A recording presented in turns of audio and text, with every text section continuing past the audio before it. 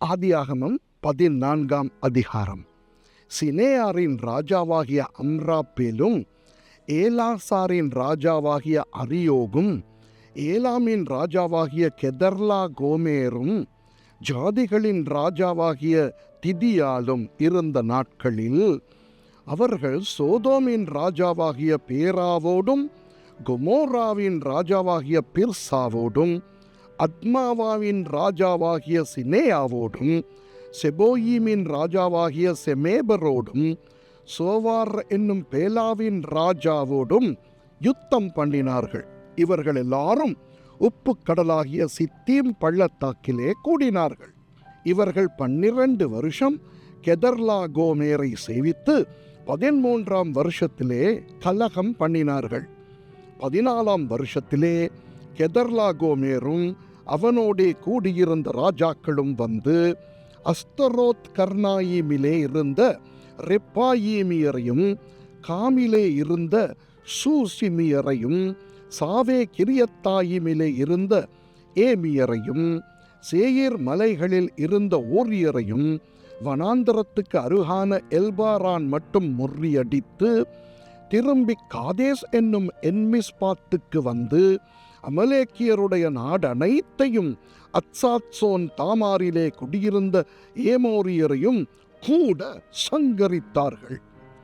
அப்பொழுது சோதோமின் ராஜாவும் கொமோராவின் ராஜாவும் அத்மாவின் ராஜாவும் செபோயீமின் ராஜாவும் சோவார் என்னும் பேலாவின் ராஜாவும் புறப்பட்டு சித்தீம் பள்ளத்தாக்கிலே ஏலாமின் ராஜாவாகிய கெதர்லா கோமேரோடும் ஜாதிகளின் ராஜாவாகிய திதியாலோடும் சினேயாரின் ராஜாவாகிய அம்ராப்பேலோடும் ஏலாசாரின் ராஜாவாகிய அரியோகோடும் யுத்தம் பண்ண புறப்பட்டு அந்த 5 ராஜாக்களோடும் இந்த 4 ராஜாக்களும் யுத்தம் பண்ணினார்கள்.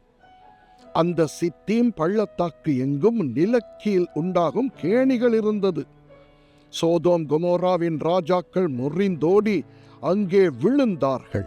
மீந்தவர்கள் மலைகளுக்கு ஓடிப்போனார்கள். அப்பொழுது அவர்கள் சோதோமிலும் கொமோராவிலும் உள்ள பொருள்கள் எல்லாவற்றையும் போஜன பதார்த்தங்கள் எல்லாவற்றையும் எடுத்துக்கொண்டு போய்விட்டார்கள். ஆபிராமின் சகோதரனுடைய குமாரனாகிய லோத்து சோதோமிலே குடியிருந்தபடியால் அவனையும் அவன் பொருள்களையும் கொண்டு போய்விட்டார்கள். தப்பி ஓடின ஒருவன் எபிரேயனாகிய ஆபிராமினிடத்தில் வந்து அதை அறிவித்தான். ஆபிராம் தன்னோடே உடன்படிக்கை செய்திருந்த மனிதராகிய எஸ்கோலுக்கும் ஆனேருக்கும் சகோதரனாகிய மம்ரே என்னும் ஏமோரியனுடைய சமபூமியிலே அப்பொழுது குடியிருந்தான்.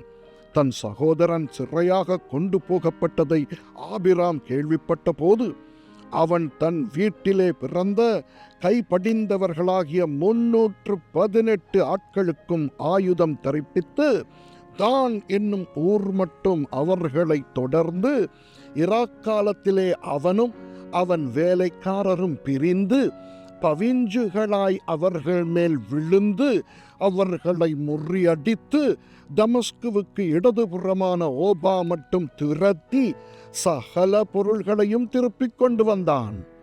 தன் சகோதரனாகிய லோத்தையும் அவனுடைய பொருள்களையும் ஸ்திரீகளையும் ஜனங்களையும் திருப்பிக் கொண்டு வந்தான்.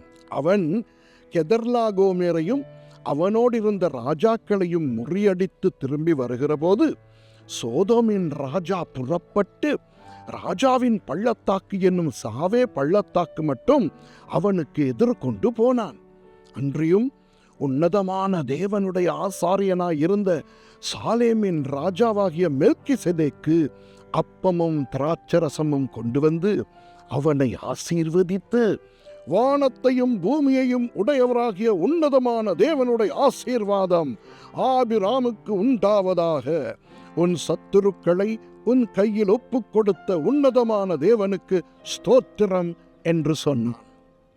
இவனுக்கு ஆபிராம் எல்லாவற்றிலும் தசம பாகம் கொடுத்தான். சோதோமின் ராஜா ஆபிராமை நோக்கி, ஜனங்களை எனக்கு தாரும், பொருள்களை நீர் எடுத்துக்கொள்ளும் என்றான்.